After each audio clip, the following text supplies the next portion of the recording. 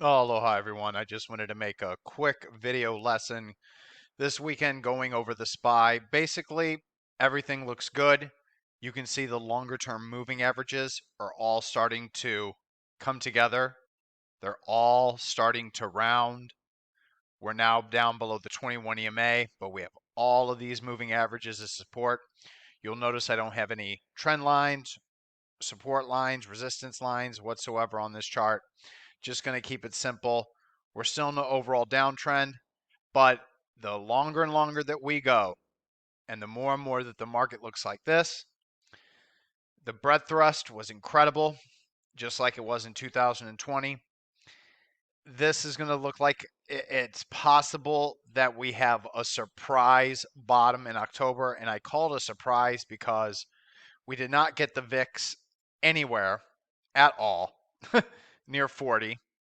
That never even came close to happening during the entire downtrend. The only time that it actually came close was all the way back in January, which is just mind blowing. But the only thing that really spiked was the equity put call ratio and the 5 and 10-day simple moving average of the equity put call ratio. But everything that I know for bottoms, I didn't see it. I didn't see any retail panic. I didn't see a QE Fed pivot. So that then brings me to my next point that I want to make. When we look at the overall market, when we take a look at what it's done since October and we put it into relation to everything, if we do not have a recession this year, if we do, if we don't have a hard landing, if we don't have a soft landing, if we have no landing, this is looking more and more and more like the 1995. Let me see if this goes back far enough. It sure does. So we'll go like this. We'll go like this. I don't think I can do it on this one. Anyway, I don't have my mouse. My mouse isn't working. I'm in a remote location making this video lesson from a computer that I've never used before also. So I apologize. This is a little weird. But anyway, interest rates were being hiked by the Fed into 1994. They kept hiking interest rates in 1994. They then paused in 1995. And then near the end of 1995, right around here, June, right there in 1995, they finally cut interest rates, and you can see what happened following that event. And just to let you know, if it's not 1994, it could be the 1970s. I'll remind everybody the stock market was in a long bear market, choppy market in the 1970s, bottomed in 1974. It's unfortunate that I don't think we can bring this up at all on this telechart version. I have to use version 7. Do I have the 1970s with the Dow Jones Industrial Average? Thank you very much. I sure do. Awesome. So in 1974, we bottom. Hike, hike, hike, hike, hike, hike, hike. We got interest rates up to 20%. Hike, hike, hike with those interest rates. Pause. Then we cut in 1982. And what happens? So this was a powerful bull market. This was a very, very powerful bull market. And they all started at the tail end of an interest rate hike cycle where the Fed was still hiking rates.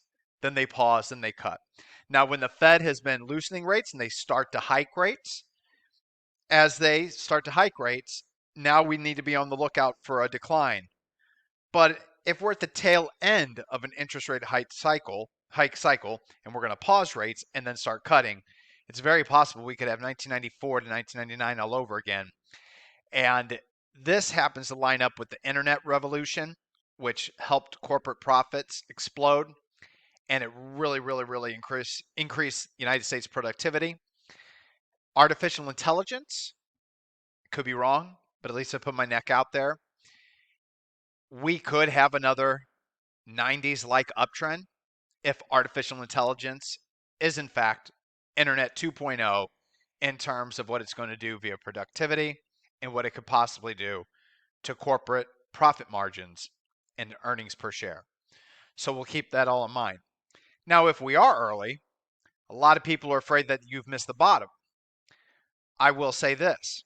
I kind of feel that way too, but I know from historical moves, if it's similar to the 1970s, like I showed you in these charts, if it's similar to 1994, we have plenty of time. We're nowhere near the sweet spot.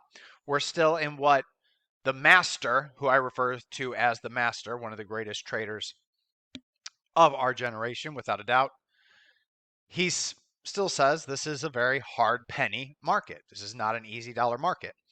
My trading confirms that. I've been having a very difficult time getting a hold of the best runners. The stocks that I do get a hold of seem to do nothing or fail. And the ones that I don't get a hold of by either missing it, the limit. I had one that I missed by 0 cents that's up like 45% in 3 days. LUXH. I literally missed LUXH, the trade on it, right here. My limit was at 189. 189 was my stop. 190 was my limit. Look at what the low of day was. 190. So I literally missed this trade by 0 cents. So that's the kind of luck that I'm having this market, but I know it's a hard penny, not an easy dollar market. That easy dollar market will come. It always comes. It's just not here yet. We have plenty of time. Now in the short term, the SPY still looks good, but like I said, short term, TTM trend momentum's moving lower. We're starting to squeeze with that lower momentum. TSV has already gone negative. So is MACD, but they're both above the zero line.